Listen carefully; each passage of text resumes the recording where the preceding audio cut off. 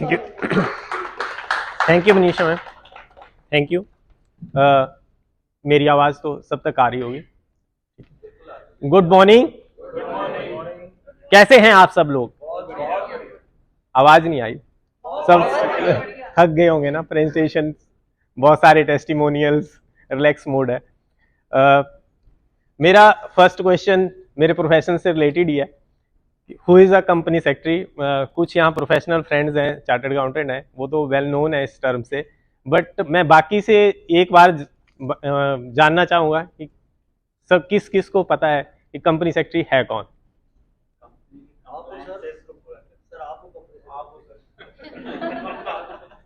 करता क्या है फिर कंपनी सेक्रेटरी?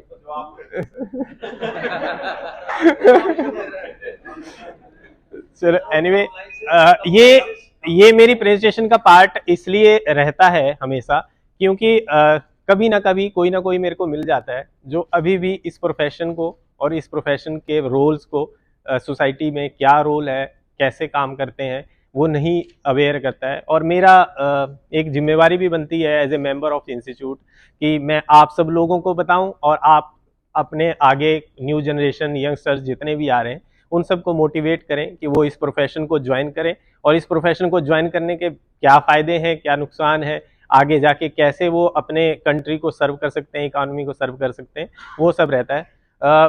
टाइम कम है, सो मैं quickly, this is a legal definition and नीचे वाली जो डेफिनेशन है हमारी वो कॉर्पोरेट वर्ल्ड की डेफिनेशन है, जिसमें वो एक्सपर्ट है कॉर्पोरेट लॉज का, सिक्योरिटी लॉज का, कैपिटल मार्केट का, कॉर्पोरेट गवर्नेंस एक्सेट्रा का। इसमें मेरा एक क्वेश्चन रहता है, शेयर मार्केट में कितने लोग इन्वेस्टेड है? सर, जिसके जो भी शेयर मार्केट में इन्वेस्टेड है ना, उसके कम्युनिकेशन जो आता होगा, कभी भी बोर्ड मीटिंग होती होगी, कोई डिविडेंड आता होगा, तो आप नीचे ध्यान से देखना वो किसने भेजा हुआ है। वो उस कंपनी का कंपनी सेक्रेटरी होता है जो उस कम्युनिकेशन को स्टेक होल्डर्स तक पहुंचाता है। कंपनी क्या कर रही है, कब कैसे कर रही है, वो कंपनी सेक्रेटरी की जिम्मेवारी है कि वो अपने स्टेक होल्डर्स को शेयर करें कि कंपनी कब कहाँ पे कैसे काम कर रही है। इसके बाद मेरा इंस्टीट्यूट जिसके हम मेंबर्स हैं, ये 1980 में गवर्न हुआ है, सेटअप हुआ है। जुडिक्शन हमारी मिनिस्ट्री ऑफ कॉर्पोरेट अफेयर्स की रहती है और गवर्नमेंट इंडिया। इसमें तीनों लिम्स, हम चार्टर्ड अकाउंटेंट, सीएमए और सीएस, तीनों ही इस मिनिस्ट्री के अंडर आते हैं। 1949 सबसे पहले चार्टर्ड अकाउंटेंट आए, उसके बाद 1959 में सीएमए और 1980 में हम लोग इस इकॉनमी में पार्टिसिपेट करने। ये हमारा मोटो है, इसको भी मैं साथ रखता हूँ क्योंकि जो मोटो है वही मेरा मोटो बन जाता है। क्योंकि हमारा इंस्टीट्यूट कहता है सत्यम वद धर्मम चरा, सच बोलो और धर्म के साथ रहो। धर्म मीन्स लॉ के साथ रहो, जो लॉ के साथ है वो हमने करना है। विजन और मिशन ये प्रेजेंट रोल है, क्योंकि जैसे जैसे इकॉनमी चेंज हो रही है, कंट्रीज में, इंडस्ट्रीज में चेंजेस आ रहे हैं, हम वैसे वैसे रोल्स भी चेंज हो जाते हैं। तो करंटली ये रोल्स हैं। और प्रैक्टिस में यदि कोई कंपनी सेक्रेटरी है तो एनसीएलटी हो गया, इंसॉल्वेंसी जो आप आजकल ज़्यादा सुनते हो, आईबीसी सुनते हो, रिप्रेजेंटेशन सर्विस है, ये सब टाइप्स की सर्विसेज के लिए हम एलिजिबल हैं, हम काम कर सकते हैं। पार्ट 2 यहाँ से स्टार्ट करूँगा, बिजनेस और रजिस्ट्रेशंस। इंडिया में बिजनेस करना और बिजनेस के बारे में सोचना बहुत ही हिम्मत का काम माना जाता है। जब भी कोई फैमिली में ना जिसकी बैकग्राउंड नहीं है, जो बिजनेस फैमिली वाली बैकग्राउंड में नहीं है, फॉर एग्जांपल मेरी बिजनेस फैमिली में कोई नहीं बिजनेस वाला है, तो जैसे पापा मेरे टीचर हैं, तो वहाँ पे सबसे पहले यही बोलता है कि आप भी गवर्नमेंट जॉब ढूंढो, क्योंकि वो एक मेंटलिटी होती है कि सिक्योरिटी चाहिए, वो चाहिए। तो यहाँ पे जब हम रजिस्ट्रेशन के लिए जाते हैं तो न्यूज़ सुनते हैं, ये कुछ स्टैटिक्स हैं जिसमें last year 2 lakh company register हुई हैं। हिस्ट्री में सबसे बड़ा नंबर है। आपको पता है इतनी रजिस्ट्रेशंस क्यों हो रही हैं, उसके ये क्वेश्चन सामने आता है। रिकॉर्ड है, डिस्पाइट, मतलब आप कोविड सिचुएशंस हैं, इकोनॉमी में इतनी प्रॉब्लम्स हैं, फिर भी कंपनीज इतनी रजिस्ट्रेशन हो रही है। उसके साथ मैंने ये भी बताया है कि लास्ट ईयर 18,000 से ज़्यादा एसएमई, एमएसएमई और स्टार्टअप क्लोज भी हुए हैं। और ये नीचे वाला जो वर्डिंग है 186 बैंक्स का, ये यदि कोई मार्केट से रिलेटेड है जिसने ये न्यूज़ सुनी है, ये लास्ट वीक का एक्सीडेंट था जो यूएसए में हुआ है। और इसका भी कहीं ना कहीं इसी क्वेश्चन से और बिजनेस से रिलेशन है, तो मैं इसको एक्सप्लेन कर दूंगा। हमारा सक्सेस रेशो क्या रहता है, एक सर्वे है, सर्वे की रिपोर्ट जो आती है उसमें ये बताया जाता है कि 4 और 5 साल का पीरियड है। एक बिजनेस जब स्टार्ट होता है तो 4-5 साल के पीरियड के अंदर 80% जो बिजनेस न्यूली इनकॉर्पोरेटेड होते हैं वो क्लोज डाउन हो जाते हैं या डोरमेंट हो जाते हैं। ऐसा क्यों है? क्योंकि बिजनेस करना और उसके बाद 4-5 सालों में वो डोरमेंट हो जाना बहुत वो है। तो जो इतनी सारी कंपनी रजिस्टर हो रही हैं उसका सिंपल सा आंसर ये है, ease of doing. Government of India, Narendra Modi सरकार, जब से ये गवर्नमेंट आई है वो इस पे बहुत ज्यादा वर्क कर रहे हैं। आज की डेट में 85 कंट्रीज हैं जिनके साथ डीटीए है, 42 कंट्रीज हैं जिनके साथ एफटीए है। एफटीए डीटीए मतलब डबल टैक्स अवॉइडेंस एग्रीमेंट्स और एफटीए फ्री ट्रेड एग्रीमेंट्स। तो 150 कंट्रीज के साथ तो आप कनेक्ट हो।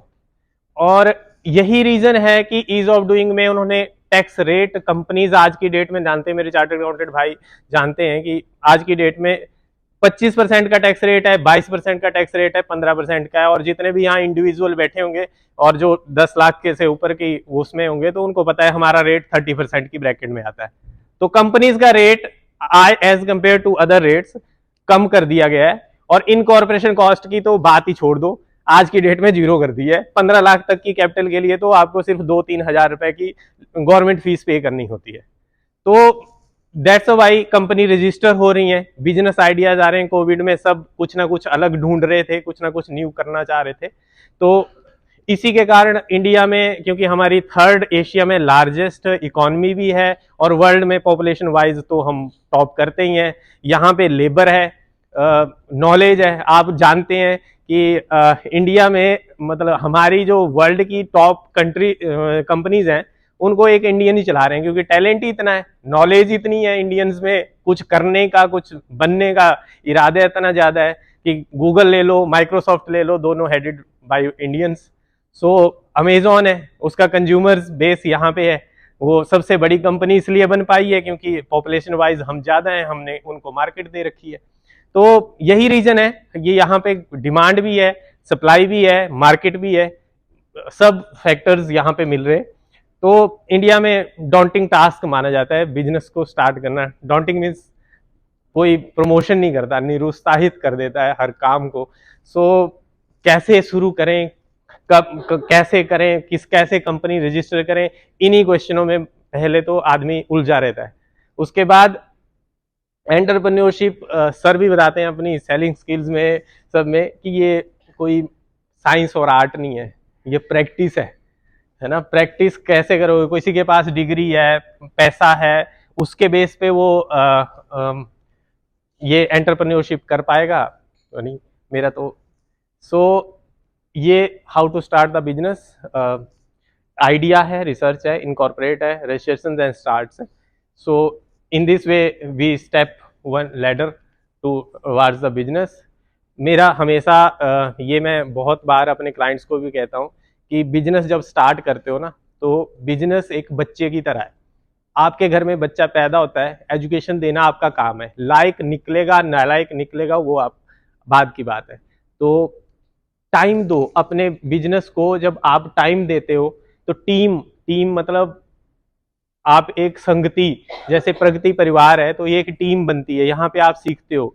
और जब आपकी टीम बन गई उसके बाद आप अपने आइडिया पे काम करो। सर ने अभी जस्ट कहा था कि आइडिया तो एक जैसा सभी का हो सकता है, 2 प्रोफेशनल हो सकते हैं, 2 चार्टर्ड अकाउंटेंट है, 2 वो है, आइडिया तो एक ही है, एजुकेशन तो एक ही है, बट जो आपने सोच लिया है ना उस पे 200% देना है।